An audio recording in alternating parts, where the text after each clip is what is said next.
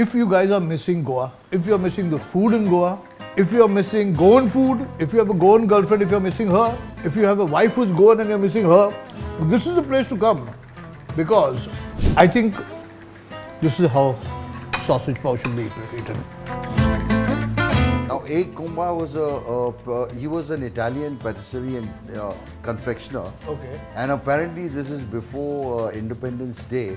You know, the British found him to be an Italian spy, so they put him in. 1 minute. You know, curry, you start going from Maharashtra down to Goa, the curry starts changing every 50 kilometers. Who eats a full Goan meal at 4 in the afternoon? I think everybody. For anybody who knows Metro Cinema in South Mumbai and Princess Street, I'm in one of the back lanes. In the old days, these used to be little Catholic villages, or Gauthans as they were called. Villages called Sonapur, Dabul, and of course Dhobi Talao. In one of these villages is a restaurant called C D'Souza, which serves pure Goan food. I'm taking you to the slightly historical place, and we're going there to ask him कि खाने में क्या है.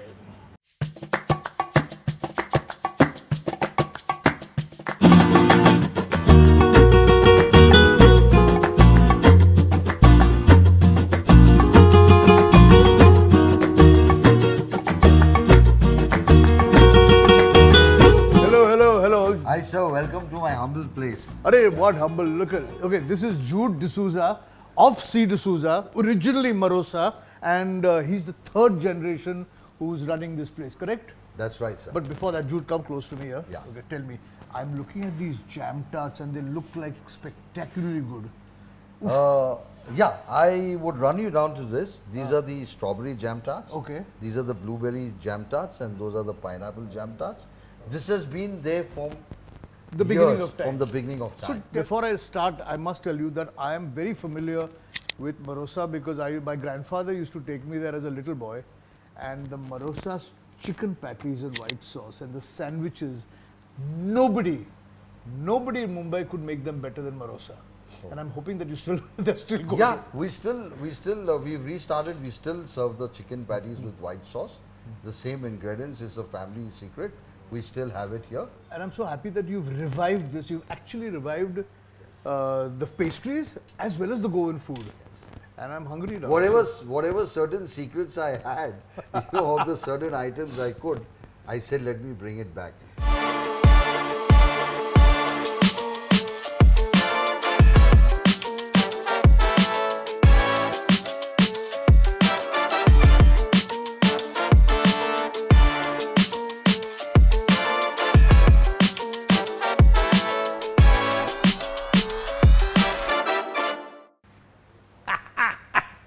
This is like completely like, what do I say? It's like Goa on one whole table, the whole of Goa on my table. There is a spread and I'm going to tell you one by one what there is on this table. But I want to start with what my oldest memory of Marosa is, the chicken patties with white sauce. And this is the chicken patties with white sauce. It's not only one of my favorite things in the world, Marosa used to make them fabulously, and I'm going to taste this and see if it's as good as what my childhood memory reminds me of.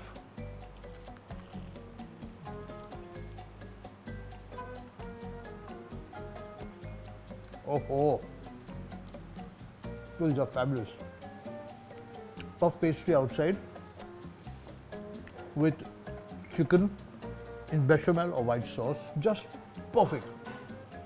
Oh, delicious. See, it's crumbly, flaky, it just falls off. But no bite. Right. This gully used to be called Dukar Gully because there were a lot of meat shops on this road.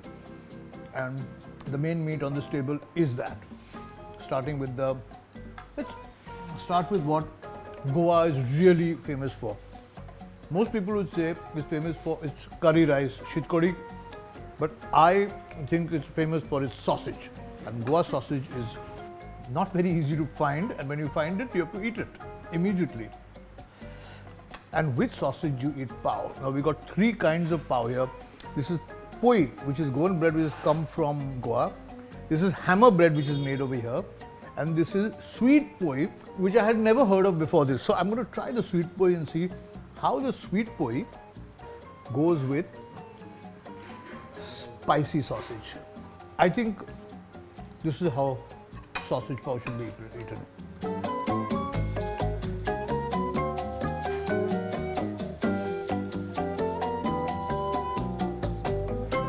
This is a brilliant tanginess, sourness with this, and spices, masala of the sausage with a slightly sweet poi bread. Superb. Sausage is marvelous.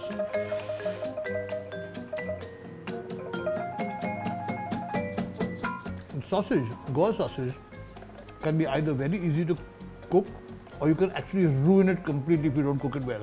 So please find a good recipe to cook Goa sausage. The simpler the better. Just a little bit of onion and water and boil it and do nothing else. Superb. Sorpotel. For those who don't know what sorpotel is, it's meat cooked in garam masala but cut very fine, small pieces.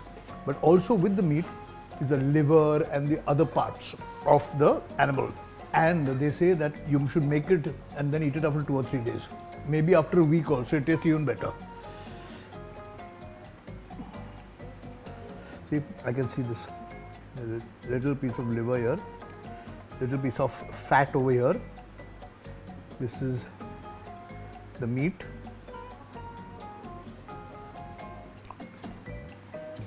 This is very nice. Oh, little spicy, very meaty, and done with a lot of effort. Making sorpotel requires talent, love, and effort. All three things. Mumbai institutions like this have to be glorified and they have to be remembered. So tell us a little bit about your grandfather. Who was he and how did he start this? When did it all start? Well, okay. My grandfather came in from Goa to Bombay and he started Marosa, which used to be earlier called A Comba. A Comba? A Comba. Now, Okay. A Comba was he was an Italian patisserie and confectioner. Okay. And apparently this is before Independence Day. You know, the British found him to be an Italian spy, so they put him in. 1 minute. So A Comba, who had this little patisserie, it was on Meadow Street. The one which was in Meadow Street called Marosa's was originally known as A Comba. And he was an Italian baker who the British thought was a spy. You know, and basically he was the one who started that. Okay. And then my grandfather bailed him out. Okay. My grandfather, who was C D'Souza, D'Souza, he bailed him out and they both started the restaurant together. And he took over it and he named it after my grandmother, whose name was Maria Rosai. So he named it Marosa. Marosa. Maria Rosai. Maria Rosai So Marosa. Your grandmother. My grandmother's. That's fabulous. Yeah. And when he started, what was he serving there? Well, it was a very great place. They used to serve chicken patties. They used to serve, you know, the tea and everything was served with waiters who used to wear gloves. So it was like a French patisserie restaurant kind of thing. Yes. And you can't believe it. You know, the ice creams which were served, they were all handmade. It was the Sicilian ice creams. Nice, nice.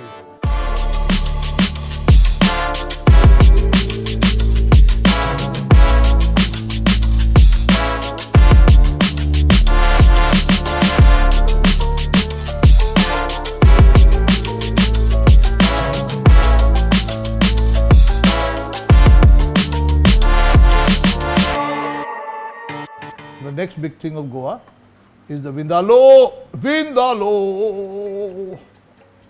Where's the fat? Where's the fat? I want fat. No fun in the Vindaloo if there is no fat. And that's how I get my size. The fat. Who eats a full Goan meal at 4 in the afternoon? I think everybody.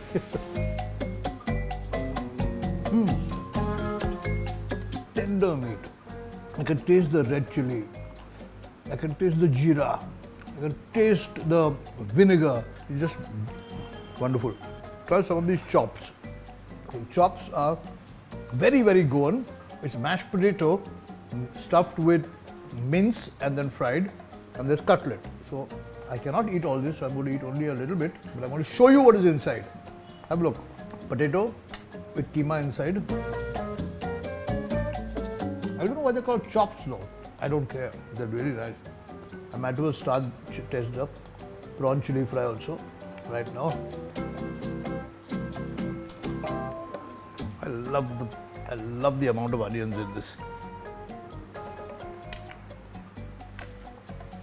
The prawn chili is not that spicy. In fact, what happens is that because of the amount of onion in the prawn, it actually gets a nice sort of sweetness because of all the onion. So just imagine now. Close your eyes, and when I eat, imagine prawn, a few spices, onion, which is half cooked. The onion is still crunchy. It's sweet. The spice of the prawns is brilliant. Ah. What about this place? Did you have this place? At the same time, simultaneously after, grandfather started the place there, he started over here as well. Okay. Now this was known as, Dhobi Talao. It was called Dhobi Ghat. Dhobi Ghat, absolutely. Dhobi Ghat, the water dried up, Parsis came, built this place up, buildings and everything and all. And in a time, what happened was the Goans, they used to come and stay here. Correct. And a lot of Princess Street and all. Street, yeah, a lot. There were a lot of Goan clubs. Clubs, you're right. Correct. So people who used to come in from Goa, kind of, Bachelors. bachelors, they used to come to work in Bombay, so they used to stay in the clubs because it was cheap, reasonable and everything. And that's how this got the name called Dhobi Talao, And I suppose, like in most communities that came and settled in Mumbai, or Bombay at that point of time, they needed to be fed. Yes. Home style. So there were lots of Goans here, I'm supposed. Yes. So that is the time when my grandfather started this place. Okay. And when he started this place, he thought that there was a lot of Goans around, so he wanted to cater to the Goan, the Goan people, let them have Goan food.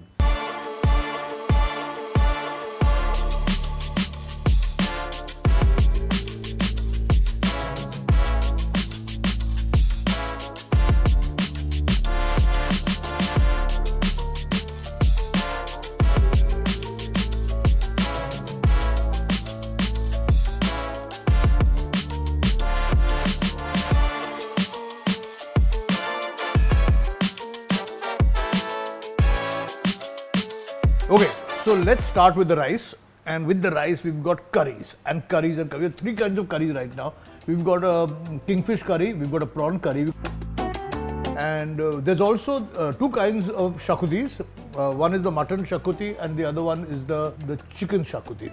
There's so much of food on this table, I don't know where to start, but I'll start with taking a little rice.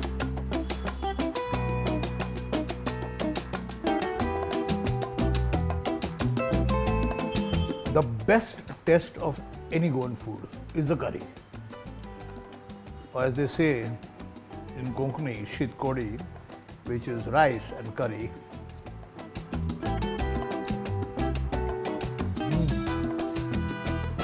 Curry, you start going from Maharashtra down to Goa, the curry starts changing every 50 kilometers. By the time it reaches Goa, it becomes into a nice sharp red curry with a lot of sourness in it. And this curry is exactly the way a Goan curry should be. And it should not be thick. It should be just light with coconut in it. And this is a lovely curry. Now the Ambot Tik, which is made out of shark. Some people call it mori. Now you can make out from the gravy that it is nice and flaming red. The name Ambot Tik is derived from the fact that it is Ambot and Tikot, which is sour and tikha. So the Ambot Tik, chalo.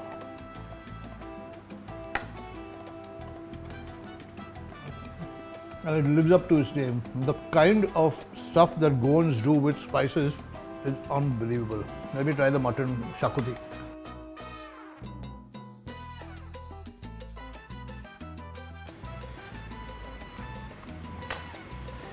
Hammer bread.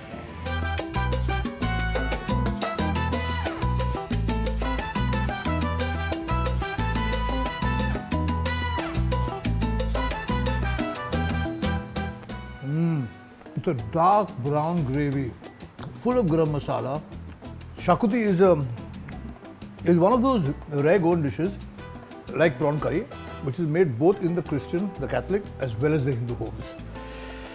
Unlike a Sorpotel, which you'll find only in the Catholic home. And this is like a nice, robust, dark garam masala gravy.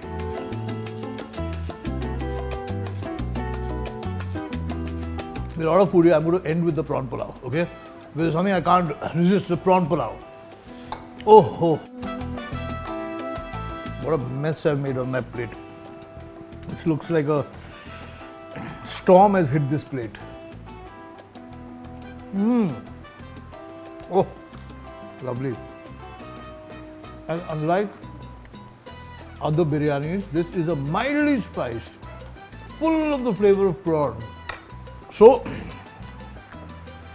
if you guys are missing Goa, if you are missing the food in Goa, if you are missing Goan food, if you have a Goan girlfriend, if you are missing her, if you have a wife who's Goan and you're missing her, or if your cook is Goan and you're missing him or her, this is the place to come, because this food is like taking you back all the way to Goa. This food is so good. Oof, this food is so good. If you like this episode, write to us, share, comment, subscribe, because if you don't subscribe, I cannot get you more stuff. Get it? They agreed with me. See? Okay. And आते रहिए, खाते रहिए, and पूछते रहिए कि खाने में क्या है. Hey, where's the very dessert, man? What have you got here, man? Yeah. Oh my God! Look at this. Cake. This is lemon, orange. What is this? So that is date and walnut cake. Okay. And this is ball, orange cake. Orange cake and date and walnut cake.